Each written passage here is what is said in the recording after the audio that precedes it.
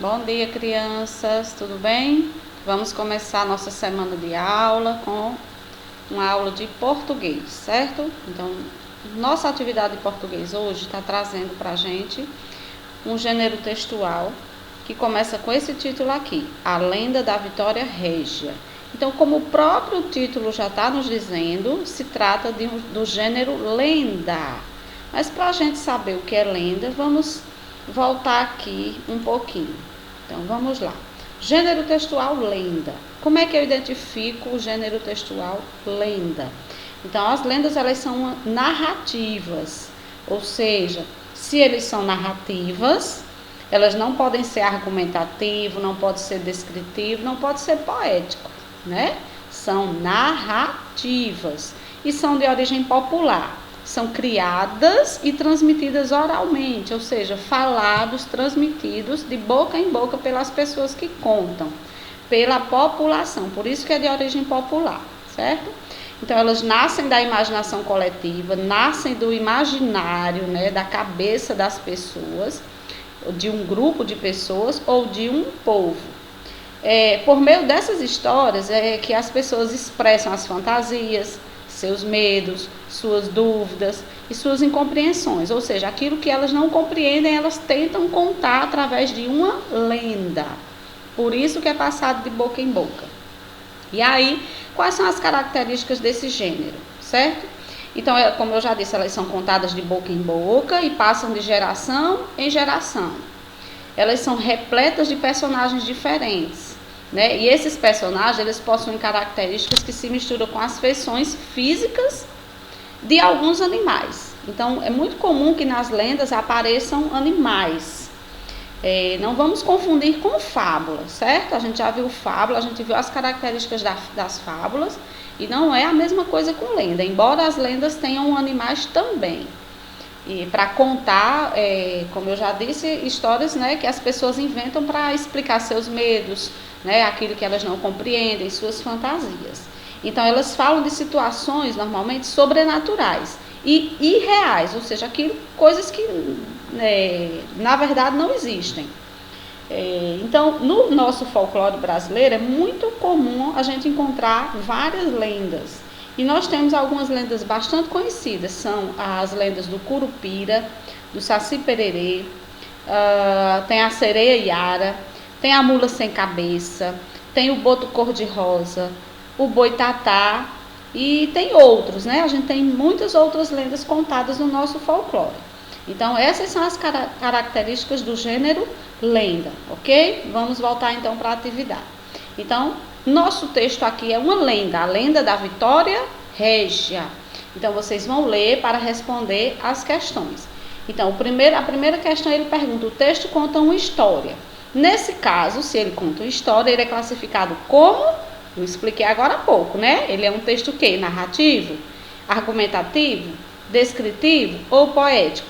Eu acabei de explicar lá sobre as características. Então, é só lembrar. Segunda, por que Naia se atirou no lago? Para você responder, você precisa ler o texto, né? Todas as questões. Então, na terceira, ele quer perguntar aqui, ó. Segundo a lenda, que você acabou de ler da Vitória Régia, o que é que acontece? É letra A, B, C ou D? O que é que acontece? Sobre Tupã. O que é que acontece com Tupã? Ele dá a pergunta aqui. Tupã, em todas as opções ele está falando sobre Tupã. Lá na lenda fala. O que é que acontece? Qual dessas opções? Quarta questão. De acordo com o texto, por que a Vitória Régia só abre suas pétalas à noite? Aí você também vai explicar aqui com suas palavras, certo? Na quinta questão, ele pergunta qual a finalidade do texto. Quando ele pergunta qual a finalidade, ele está perguntando para que serve. Para que serve o texto? E ele vai lhe dar 4 opções, A, B, C ou D. Sexta, complete as frases usando essas palavras. Então, aqui nós temos algumas palavras nesse quadro, certo? E aí, antes de a gente continuar falando sobre essas palavras, vamos aqui, ó. Você sabia que as palavras que são pronunciadas da mesma maneira, mas possuem grafia, ou seja, são escritas e têm significados diferentes, são chamadas de homófonas.